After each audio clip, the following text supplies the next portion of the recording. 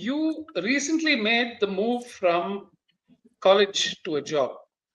So, in terms of expectations, what is it like? Akash? Okay. Personally, I didn't carry a lot of expectations of how things are going to be different from my college. I only wanted to get into sales. So, getting into logistics was not something that I had initially planned. My primary goal was to get into any industry, but in the role of sales, because that's where I felt that I'll be able to create the most impact. So, firsthand, I knew that things from what I was being taught in my college, especially during my MBA, it'll be different. So, Okay. yeah. So, in terms of expectations, I didn't carry a lot, but Okay. luckily, like my Great. team Okay, kind of that's presented. really it because I think you made it clear that sales is something where you felt you could make a difference. So, Sharon, what Yes. about you? I had a similar experience. I didn't have a lot of expectations, but walking into a job, I just wanted to learn as much as possible. I think for newbies, I mean, I graduated almost 3 years before I did my BCom in MCC. And yeah, I did not carry much expectations. Just wanted to learn, see what was Oh, going on, and observe as much as possible. okay. Mano, what is it like for you? I think, it was similar and different. I graduated only last year, but my internship started even before I finished college. And I studied computer science engineering. So getting into logistics was not even something I was preparing for. But when this company that I'm with right now, when it came and when I sat for it, it was more for like a practice reason. But then the more I learned about it, I really liked it, and I thought if I get it, it would be nice. And yeah, it's been nice ever since. Okay, great.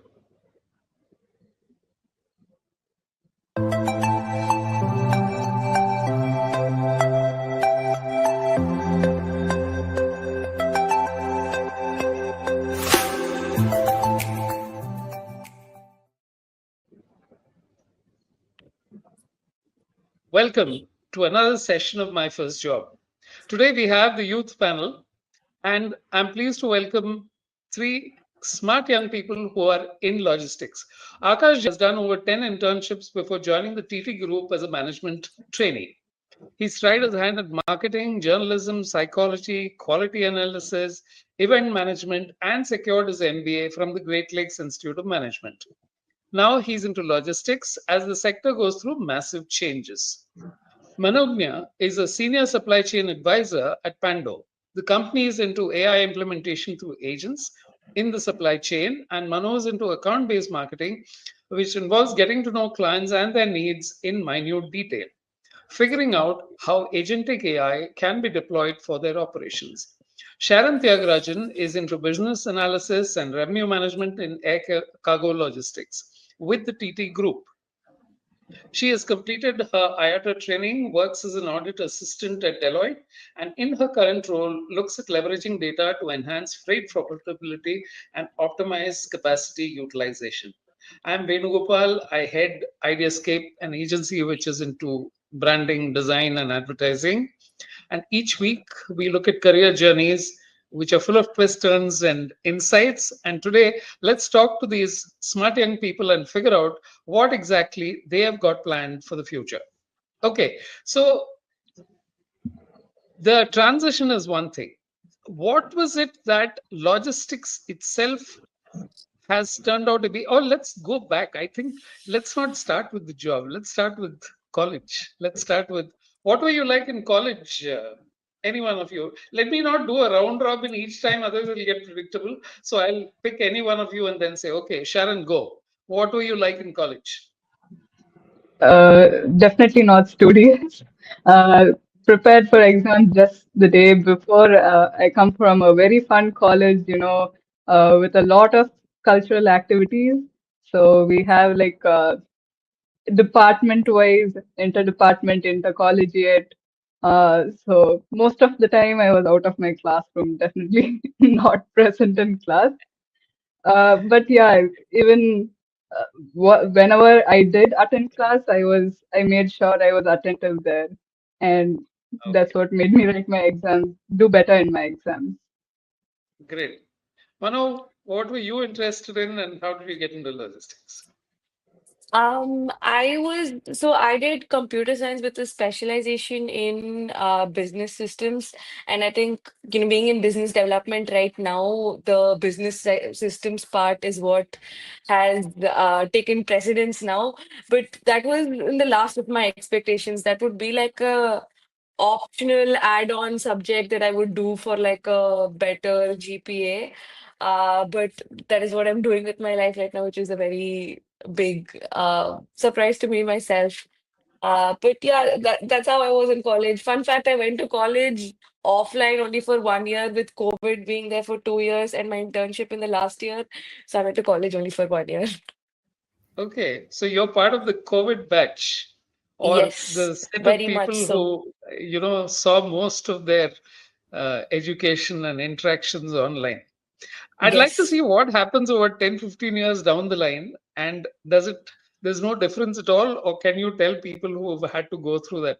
Because it was a very difficult phase. Okay, so Akash, what was it Uh, like for you transitioning? okay, honestly, during my post graduation, by the way, so I actually joined my post graduation immediately after finishing my undergrad. So during my post graduation, I was an introverted person, like throughout the 2 years. Didn't go out much, didn't do a lot. Maybe that was one of the reasons why I really wanted to get into sales, because deep down I knew that, that's not me. There's a lot more that I can do, and there's a lot more that I can express myself from. So, Okay, yeah, that's about it. so that's how it worked out. Okay, Yeah. now let's talk about what is it like to have your first interview, or at the time when you're getting out of college and then looking at interviews and looking at jobs, internships. Talk to me about interesting interview experiences that you've had. So Manu. Okay. I think I'm one of the younger and in terms of experience and everything within everybody here. But Pando, like the company I'm with right now, is the only interview I've ever given. Was the first interview I gave, and it was the first company that came to my college. So this was 2 years ago, and uh, it was crazy. I checked my email, I think a couple of hours before my interview, and it wasn't something I was preparing for because, as I said, I was preparing for like core tech roles, to do something like that. But I thought this does have tech. It was a SaaS at the time, for logistics, and I didn't even begin to understand how that would work. So I just sat down with Chat GPT and told it to explain it to me like I'm five, like how does this work? I just wanted to know like whether I would get it or not. It was just something I wanted to know, like how does that even work? And I think I prepped for like a couple of hours then. And whatever I prepped, I just told them in my interview. And yeah, my interview, I had like a group discussion followed by 3 rounds of interview. So after my second interview, I didn't think I'll get it after my second round. But yeah, I was called in, thankfully. Wow. Amazing. First time lucky. Yeah. Or first time itself you got what you were looking at. Okay, great. Yeah. So Sharon, what was your interview experiences like? So far I've been to like two interviews. Firstly, interviewed for Deloitte USI, which came through campus placements for us, and that was a huge. Like we had 3 rounds of interviews over there. We had a group discussion. We had like ACATs, which are like your aptitude tests, and we also had uh, a personal interview, one with the HR and one technical round. So a lot of prep had to go into that. I would uh, go on YouTube, see like testimonials of interviews which took place, use taste prep to see what kind of questions would be asked on your AMCATs. So all that hard work I had to do. And then when it came to my interview with TT Group, which was the first interview I gave in the logistics field, uh, since it's like an Indian company, they don't have like so many rounds of interviews. I think that's something which is common here. Uh, it's usually like an interview that you have to give with the HR and the person who like heads the company, either the MD or the CFO or the CEO over there. So yeah, they basically like question me on whatever they'll go through my resume and then ask me questions based on the internships I've done, the courses that I've done, and really test my knowledge over there. So that was my experience so far. Great. Okay. So, Akash, what is your interview experience like? Okay. Interview experiences, especially like in an MBA campus placements, can be gruesome. If you're lucky enough, you'll get in the first company that you ever interview for, and if not, it'll take you months. So it's mostly in the form of your like students sending their CVs to the companies and companies shortlisting them based on their requirements. So for every company that comes on campus, you revise and review your CV as per the job description that's provided. So I think Sharon and we both had like a different interview experience with TT Group. So I got through like campus placement. So even that was through like multiple rounds of interviews.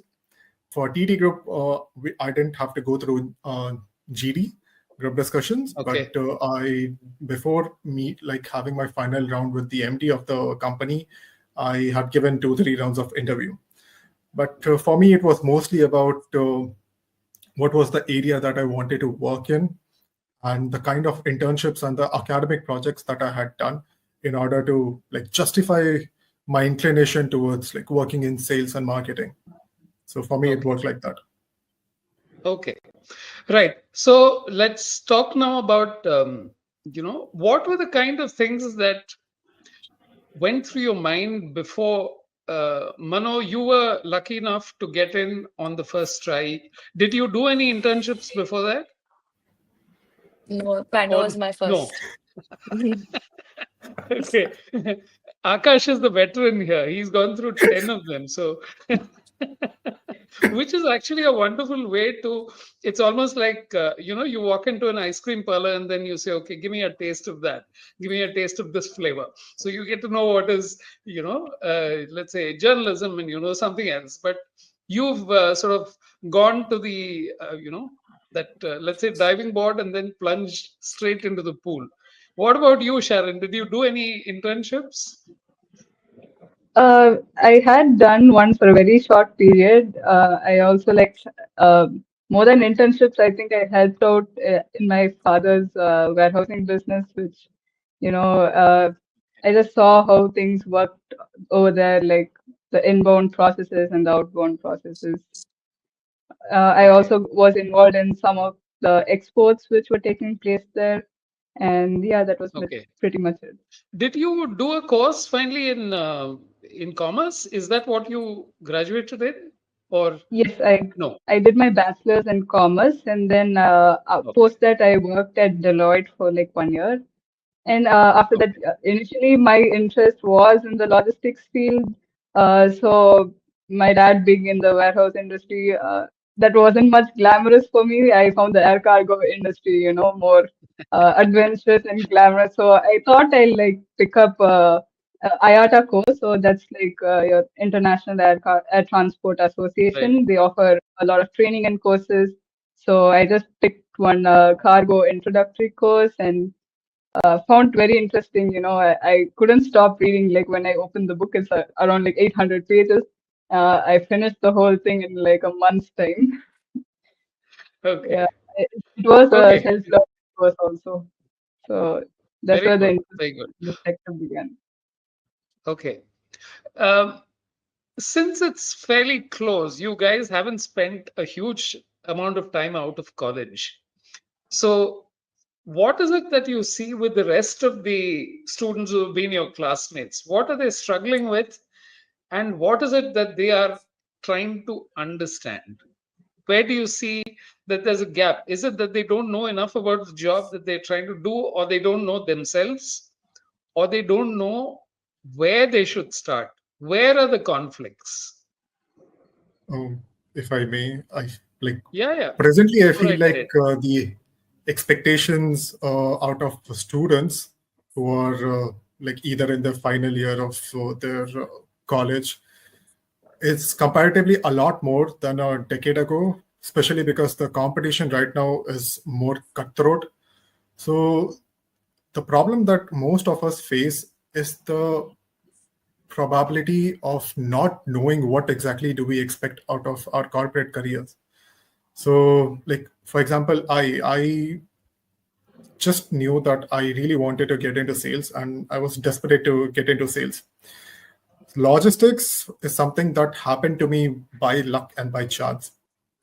As much as I'm enjoying it right now, I don't think if a couple of years ago you would have told me that, like this is where I'll end up being at.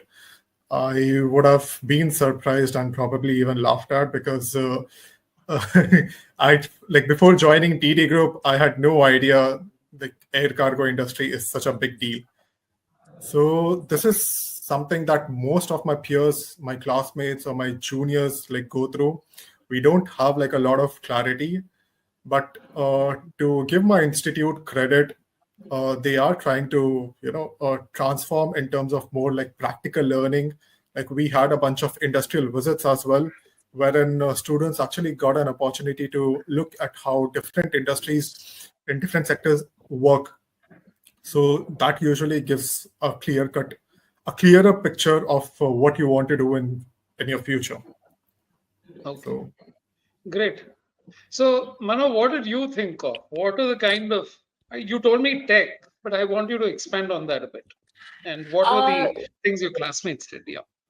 right. So since, it is my classmates are all also in tech, I think one very big difference that I would say is there, at least I could see, is that the long hours, okay, but I think it's a lot of it's very monotonous, and it's very repetitive. And even though that is what I was preparing to do, like the jobs that they're in right now is technically what I was preparing to do.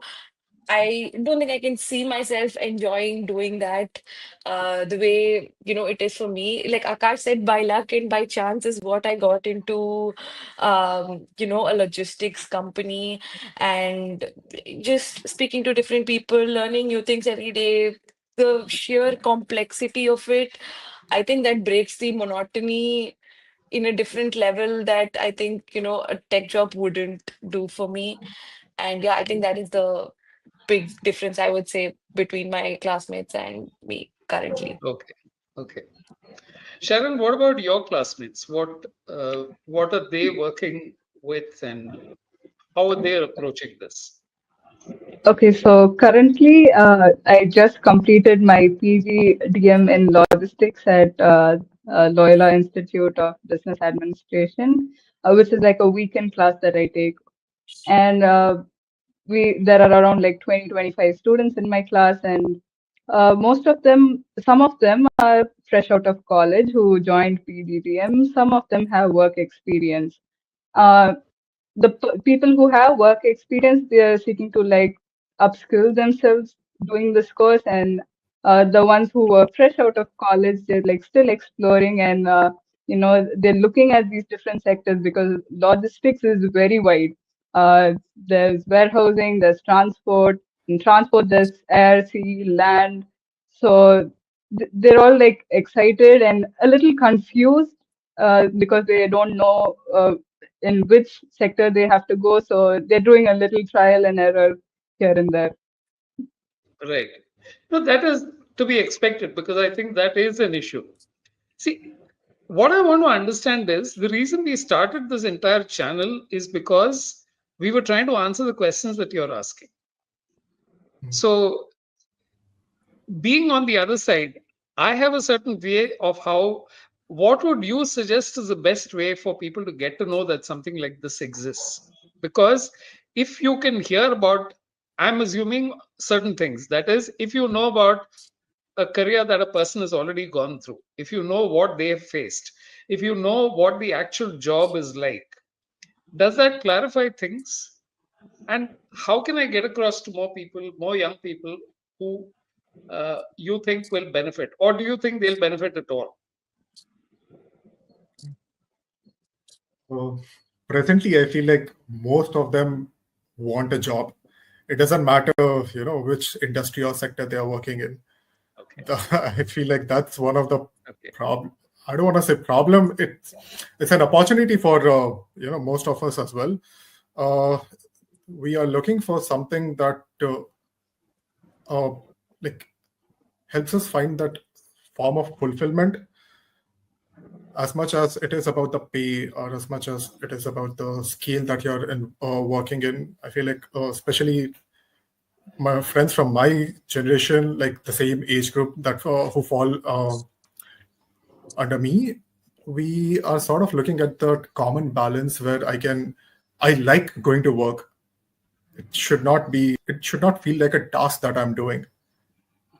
Although, yeah, so I think that's something that No, I will. think you've explained it pretty well because okay, I'll just come to clarify that bit. So what you're telling me is that since the job at that point you don't even know what a job is, so getting a job becomes the first thing. Now after you join, you're kind of evaluating whether this is what you'd like to do. Is this something that I like doing? Is it something I'm learning from? And two of you have said luck, and Akash, you said, you've sampled various other jobs before you came to this. So maybe that is the best way that you check out. Sharon, what is your take on, what the first job should be and how do people actually get into something? You spent a year at Deloitte. Then what told you that maybe it's time I moved out of this? Well, I did have an initial interest in logistics, but I wanted to try something new. I guess that's the case with a lot of the freshers, fresh out of college. You want to try something new, see if that suits you, or if not, try something different. So that was for me. I was an audit assistant there and worked there. Although it was like very interesting, I just wanted something that was more adventurous and in the field, and not so much as a desktop and crunching a lot of numbers. Okay, but Mano, let me ask you this question in terms of you said tech. Now, if you've got computer science, why is it that you have to join a tech company? Why is it that you can't join a company in manufacturing in technology, for example, or implementation? Or is that not part of the mindset? And people don't think of that really when they're approaching. They just look at, I've qualified in this. The easiest thing for me or the most likely is what I'm going to get into. Is that how it's looked at? I think that's just the way things are told to you, at least for me. That is how it was told that, like, okay, you're studying this, these are the best places for you to get into, and that is what you have to do.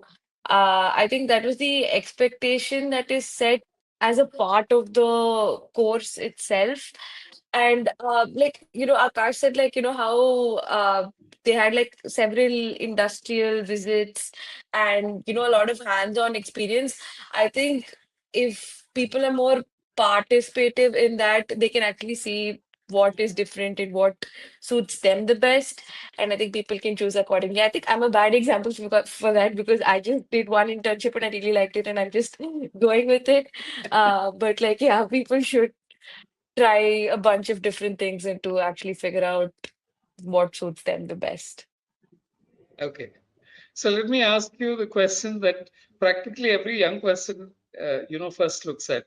How important is your first salary to you, and what are your views on salary in the early years versus as you go along? Okay, Okay. Akash. I think I Uh, can. Oh, sorry. Yeah, Yeah. go ahead, Sharon. Yeah, go ahead. Yeah. Well, I was told by my dad especially that not to look at your first paycheck like when you first step out of college, but as you build up the skills, as you prove yourself to be worth with your work, then you can demand for more cash. Okay, so do you agree or disagree with that? Oh, okay. It's a mixed reaction personally because I feel like I come from a background where, same as Sharon's case, like my family, they did not care, what I'm earning or like how much should my first paycheck be. But at the Right. same time, a lot of my batchmates, they come like with an extra baggage, if I may, to, like Okay. score that big first paycheck. So I think that's where like the difference lies. To like I am probably in a much more comfortable zone where I can focus on learning more and gaining more experience. And so yeah, I think that's one difference that I would like to point out. Okay. What about you, Manu? I think, I mean, as everybody else said, like, from like my dad and all of that told me that, like, your first 3 years of your career, you don't have to think about it, you have to focus and, like, build it up first and all of that. But personally, I mean, I guess I wouldn't say it didn't matter at all. I think, there was a range at which I'm like, okay, this is still okay. And, maybe lower than that, I would have not wanted to pursue it further. But I think, like when a lot of people in my batch are standing with different packages and all of that, I think one thing that, people like we should just accept is that the grass is greener on the other side, and it's always going to be that way. So I think, as long as I can be comfortable with whatever I'm doing, I think it's fine. Okay. Yeah, I'm going to make a blanket statement, which is that is it that the boring jobs are the ones which pay more, and people discover that only after they join? No. No. Okay. No, really not. So That's not defend the case. Yeah. that. Okay. Or do you feel that when it comes to a job, it's not necessarily? So let's say take a job in, which pays high to begin with. Do you think the pressure is a lot more to begin with then? I mean, you usually assume that, like the pressure is always going to be there, especially if, someone is recruiting you with a higher paycheck compared to your peers. But the idea behind that is also that, like they expect you to be skilled enough, seen something in you which they did not in, in other people who interviewed for the same job. So, I mean, if you're skilled enough, if you know what you're doing and you know how to get through it, whatever task that you're assigned to, or like whatever industry that you're working in, the monotony in all the job to an extent will always be there. But at the same time, if you're good at it, you find ways to make sure that it doesn't get very boring. So, Okay, great. Sharon, what about you? Yes, the if the paycheck is larger, there is a little pressure, and initially in the learning curve, it takes some time, and then once we get the hang of it, we have to learn how to manage our time. And this is something my great grandfather passed on. He always said, like, the busiest man on earth has time for everything. So you just have to learn to manage time. Great. That's wonderful advice. Mano, what about pressure? Do you think that that is part of the early bit a lot more? Yeah, I would definitely say so. Like earlier, I think there's just a little bit ambiguity, like for somebody who's doing it for the first time, uh, proving yourself to compensate for what uh, they're giving to you. I think it is a lot of pressure. I mean, I think more than the pressure the workplace puts on you, it's a lot of pressure you would put on yourself. But yeah, I think you should just power through that. Okay. yeah. ठीक है. So tell me, what has been the hardest part of your job? Akash, what has been the difficult part to get through in logistics? I think one of the things you said is you didn't expect to be put into calling out your customers. Yeah. So was that difficult So to begin with? I mean, it's not difficult, honestly. I feel that that's just one thing that I did not expect that I'll be doing in sales, primarily because of my qualification that I like have right now. But it was honestly more difficult because I come from North India, and like getting my first job in Chennai, Tamil Nadu, and having to like call my customers. A lot of the times, I feel that there's a language barrier. Customers on the other end aren't able to like understand what I'm trying to inquire about, and same goes with me as well. But on the same hand, like when I meet them like personally, it's a completely different vibe altogether because then they see my face, they know where I come from, so that expectation of knowing the local language sort of like wipes out altogether.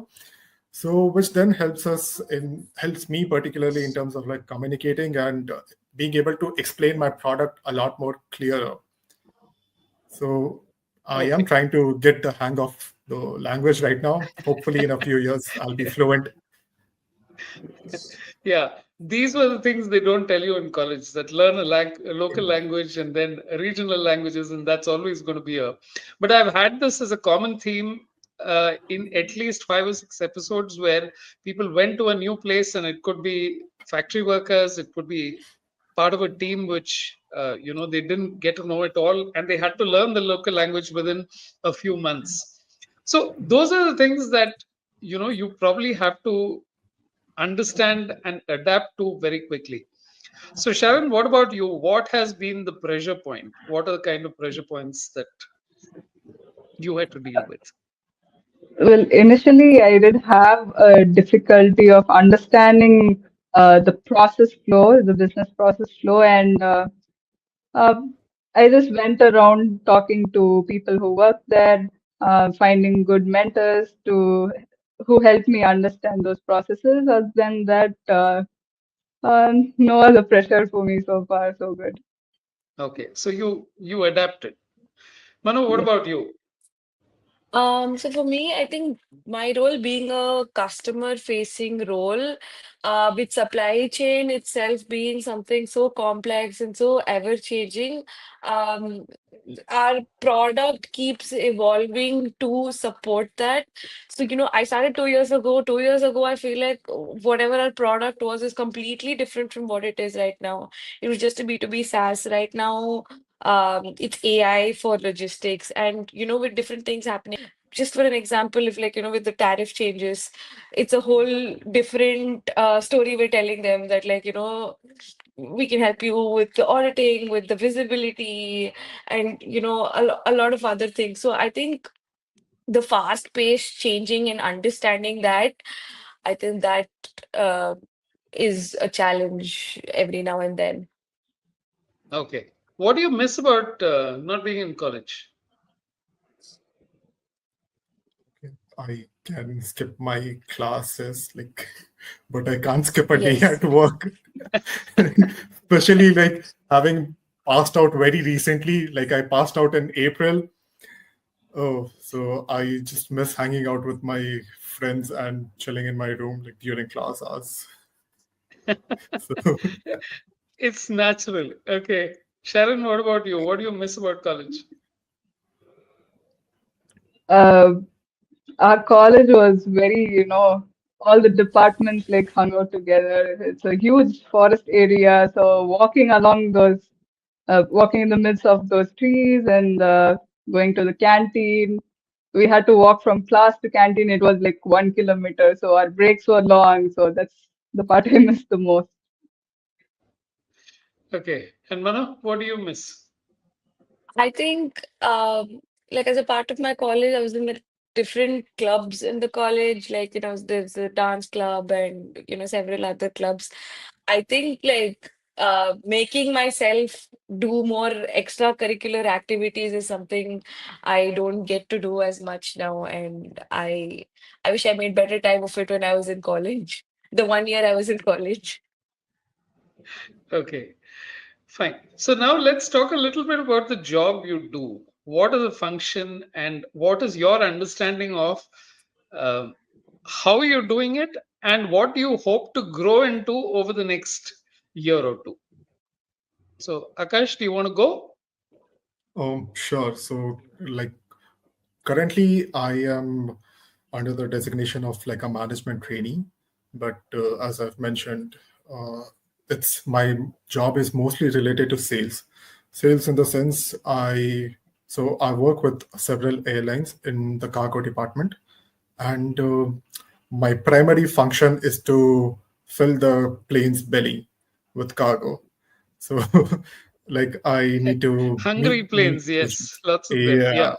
correct. So I need to meet Okay. my agents, clients, get loads, explain my product to them, the areas, the regions across the world that I serve, and how we can like uh, offer them like better service. So my primary role, if I have to explain, would be like knowing my product to the core and then explaining it to my clients in a rather simpler manner. So that's what I'm working in right now, and hopefully in future I don't know where I'll be or like where I want to be. I just want to create an impact. I just want to like put myself out there as much as I can, and like I want people to remember me by. Like that's one Okay. of the reasons why I got in sales. So yeah, Okay. hopefully Okay. we'll And get there. sales is a job where you're dealing with the most important, you're bringing in the revenue, which is where the most important thing is. Sharon, what's your role? So I'm in revenue management. My job starts where Akash is in. So I look into like the pre-billing checks and maintain like airline revenue trackers for all of the different airline products that we have. And I also post that, raising the billing, preparing reports for the billing teams. I also am involved in some of the business proposals that go on, like preparing presentations, crunching some numbers for revenue, seeing what uh, rates could be given. That's pretty much what I look into. Okay. Great. Manu, what about you? So I'm in business development, currently in the North American team. So what I do is bring in leads for the company. Uh, we target like logistics leaders in different companies of different revenue segments. And basically what I do is pick an account, do research on it, try to figure out whether they're looking for something in the market, see how their supply chain operations look like, and where exactly our product could, mount upon it, help on which loopholes. And I reach out to them, try to get them to talk to my team. We have account executives who take care of that. And, when you ask that, what I would want to grow into eventually is to be, you know, one of those account executives who I'm qualifying these leads and taking to, and they take it forward after that. I think I would want to be at that conjuncture. Yeah, You like essentially, that's what interacting I'm with doing. clients. You I like do. I interacting really with do. people and Yes. okay. Okay. And conceptually, it must be difficult for them to understand what agentic AI does because it's still so. Do you think concept selling is again part of whatever you are supposed to do? Definitely. I mean, I think there's a lot of nurturing that goes into it. And I feel like most of that part does happen. Like, I try to get them to talk to these people in sales. And they're the ones who are doing the, convincing and getting them to believe in the product. I am more of the first phase interaction. But yeah, I would want to transition into the second and third and so on as well. Okay, great. So the next thing that I want to look at is now you are seeing this in terms of, let's say, if you were asked to do this in college and you went through a course in logistics, all of these things would be taught to you in academic terms. Now, once you're actually in the job, what are you doing to deepen your understanding? So, for example, Akash, are you actually going into the airports and cargo sections and seeing how planes are filled up and what really happens out there so that you can explain things better? What are you doing to supplement your on-ground knowledge of how the job works? Okay, so getting on the tarmac and going into the cargo terminal of the airport, it actually requires a lot of processes, and you need a particular set of passes for that. So I have visited the cargo terminal. I have seen the pallet loading process. All of it is been done like once. So I visited the cargo terminal once, and like to my luck, so the company actually tries to put like make an extra bit of effort, wherein like the people working the commercials or sales, they get to visit like they are trained in terms of like uh, they actually see how the operations part like takes place. So I think very soon there'll be a training for me as well. So in that part, maybe I'll be able to see how the belly is actually filled. So yeah. Okay. Apart from that, Great. yeah. Yeah. So, Sharon, what is your experience of the real job of how do you deepen your understanding of what you're essentially seeing on spreadsheets and proposals? How do you understand it Um, being translated on the job, on the field? well, I'm mostly into the back end. I eventually I would also like to move into like sales and business development. But yeah, on the back end, it's most on the spreadsheets, making pivot tables, adding slices to them, and doing analysis. That's all that we've been doing here, and asking a lot of questions, really like troubling your managers over there, and getting as much as details you possibly can, and also building connections across various departments, like with the sales team, with the operations team, coordinating with them, following up with them also helps.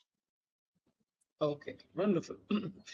What about you? What are the things that you look at to deepen your understanding of the job?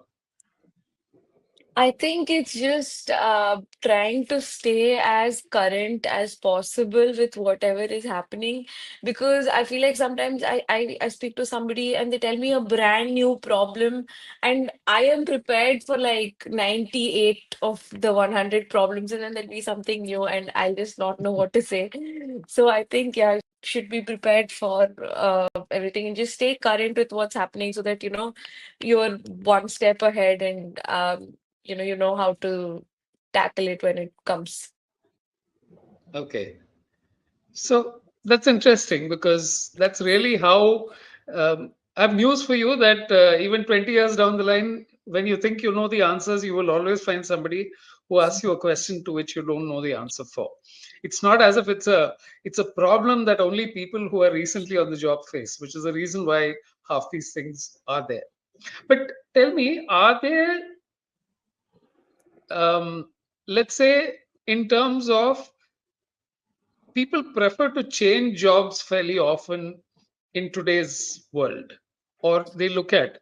So, is it because they think that they will learn faster or they'll grow faster? What is your view on how people approach jobs today? Sharon, why I don't you think go? it's yeah. Yeah, go ahead, Akash. You're fine.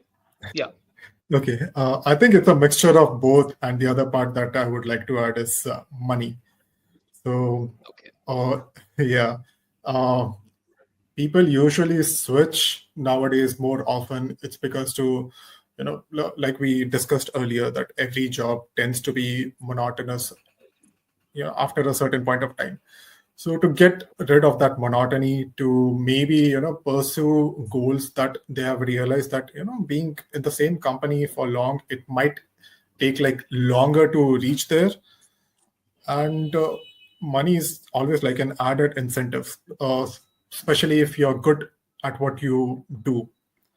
So like people say that switching nowadays is hard, it's more competitive, but in the end I feel like if you're good at what you do and you have a certain reputation in your field, like, there's always a vacancy for candidates who can like help in terms of like growing the company faster than other people. So yeah, it's all about So those perspectives. that's a very sound way of looking at things. Okay, Sharon, what about you? To answer this question, I think it's more about opportunities. People find if they find that they have an opportunity to grow, they stay, or else they want to switch. If they find an opportunity to earn more, then they stay in the same company, or they would want to go to elsewhere and where they paid better, and also where they learn wherever the learning is better. I think initially for freshers, it's about the learning, a little bit about the money also, for the first couple of years at least. So they stick to the same company and then seek out other opportunities. That's the pattern I've Okay, noticed so far. okay, I think something very similar only, like from what I've seen. I think it's just when when people are feeling stuck and they think that they're not able to contribute enough, and they would just feel that when they're elsewhere they could contribute better. I think that's when I've seen a lot of people transition into different roles or companies. okay. How important do you guys think it is to understand the overall business that you're in? Which is one thing is the job. The other thing is, do I know where logistics is going? Do I know how this industry operates? For example, how many of you have read a book which is called The Box? No. You haven't? Okay. No. So The Box is essentially about how shipping containers first came into shipping and how that changed the entire world of logistics. So it wasn't about just one thing. So I'm saying one of the things that you will find adds depth to you is to understand how your job came into being.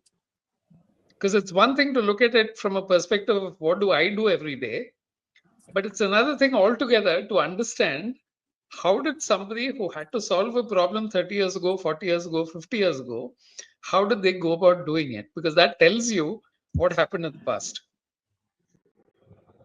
So unless you understand what your entire business is about, as opposed to what do I do in that point, because it's as opposed to narrowing, you need to look at the overall stuff and then see where it goes. So, for example, for all you know, in the next 10 years, the other thing which I've been reading of late is that there is a whole there is a big shift to railway logistics as well across countries. Earlier it used to be, so there is things coming in from Azerbaijan and Russia and all of these places. So have you ever given thought to that, or you think it's too early? No, I mean, you can be absolutely frank about it, because you can say it's not part of my map for whatever I want to do right now at all. no, that actually that's not true. You always do think about, the larger picture. I mean, like it takes up most of my free time, to be very honest. But yes, it also depends on like what exactly you want to like, transition yourself into like in the next 5 to 10 years. Maybe like I won't be there in the logistics industry at all. Or even if I'm there, maybe I'll switch to warehousing or sea transport. Or like you said, that there are railway networks being built like across borders right now. I think India is trying to work with a lot of Gulf countries, for that matter, to create like a railway network for shipments and cargo being flowed like through borders. But I feel like it's very important to know first exactly what you want to do, and then you tend to like expand your horizon in that sector. Like, so right now, my I try to like take it step by step.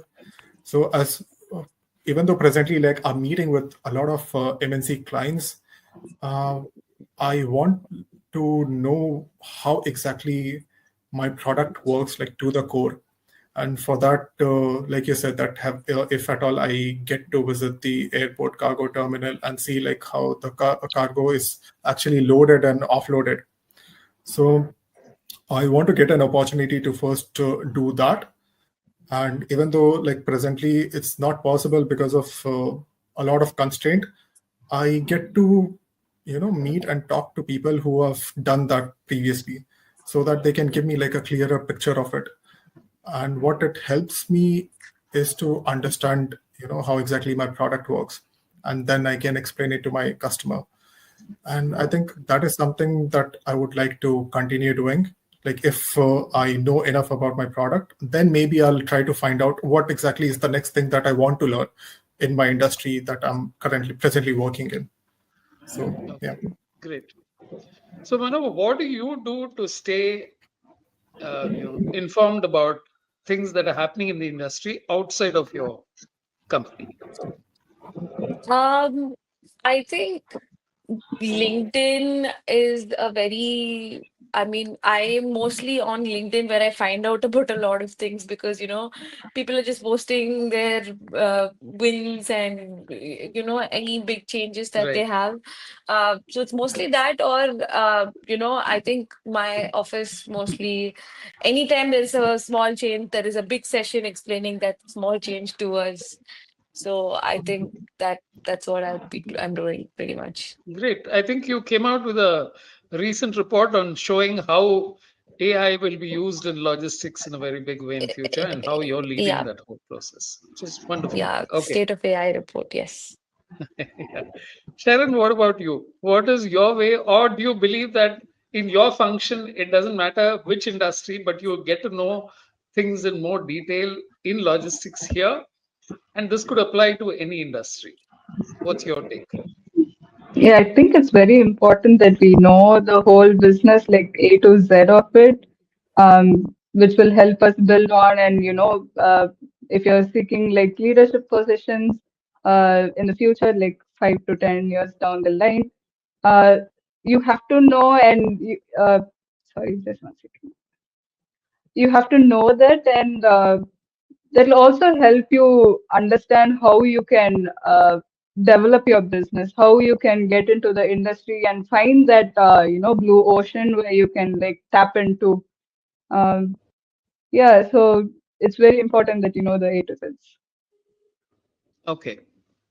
Now, in terms of, yes, logistics is one of those businesses into which AI is coming into in a big way, like every other business. But do you guys ever worry that your job will be on the line, or do you think that what you're doing is going to endure? It is not going to change. The basic thing about relationships and how you build those relationships is not going to change. People will always need to keep accounts, and even if you build agents, you still have to have people who build those agents. So I guess, so what is your take on this? I feel like my job is one of the very few jobs um, which I feel like is safe at least for the next 1.5 to 2 decades, because no matter how advanced AI gets or like the kind of agents that do get developed, the people like person to person connection or like communication will always be there, especially if I'm working with top management or like top brass of like with any of my clients. They would rather want a person coming to them and explaining them the process and the product instead of an AI agent. Like I personally would, as much as I rely a lot for information like on AI, it's sort of better if someone like in person is explaining to me. So yeah, I feel like I'm safe at least for a good part of the decade. Which is most of your career, and by that time you would have figured things out. Okay, Sharon, what's your Sure. take? Well, we can use AI to, automate some tasks like which are repetitive, but when it comes to doing audits, that's something, I still did read an article once that AI was not successful in audit. So when it comes to doing like your pre-billing checks and for preparing reports, we can use AI, but then again, we will need a human touch to like go through everything and make sure it's perfect. So the human touch is never going to disappear. What about you, Manu? That I is think I think my company being AI for logistics, I have to be team AI. But I think I think if you can't beat them, you join them is what it is when I'm team AI. That like I think you knowing how to best leverage it is what works best to not to stay safe and not get replaced by it. So yeah, very pro AI. okay. Great. So, in conclusion, do you guys believe that the workplace has become more stressful, less stressful, or not much has changed? Whoever, go ahead. Okay, Akash, I feel like it's I actually a think it very depends tricky on question to. what stage the market is in, right? It's not really Yeah, dependent on, and I what mean, stage the company is in. So maybe that's not a, yeah. yeah. What about you, Sharon? What is your thing on pressure? You believe you can handle it no matter how much, or do you believe that there are times when, or that is a common problem? Pressure is always gonna be there, but I think you have to keep like talking to yourself, giving you like talk to yourself in the mirror often and hype yourself up. But if you're not able to handle it, I think you have to be open about it with your managers, with the people that you're managing, and learn how to delegate tasks. Okay, great. You, Manu, what do you think? I think I think it depends. I mean, it's different month, different story is what I would say. But I don't think I have a lot of sample space to compare with to say that, this was more stressful and that isn't. But yeah, nothing that hasn't been impossible to manage, at least for now. Okay, okay, great. So, final question: what do you guys do to relax? What are the kind of things that you watch movies, you listen to songs? What are the things you do? I like chilling by the beach, especially like if it's evening or like early in the morning. So I just like to go on small rides, find a Okay, secluded place and just chill there. I love being around ocean. So that's, okay, yeah, one good part about being in Chennai. okay, great. Mhm. Sharon, As funny as this sounds, I like to work out and I like to eat. great. Mano, Try new foods. great. I think on a day-to-day, I very heavily binge watch to compensate for anything else. And on the weekends, I just like to, meet my friends maybe.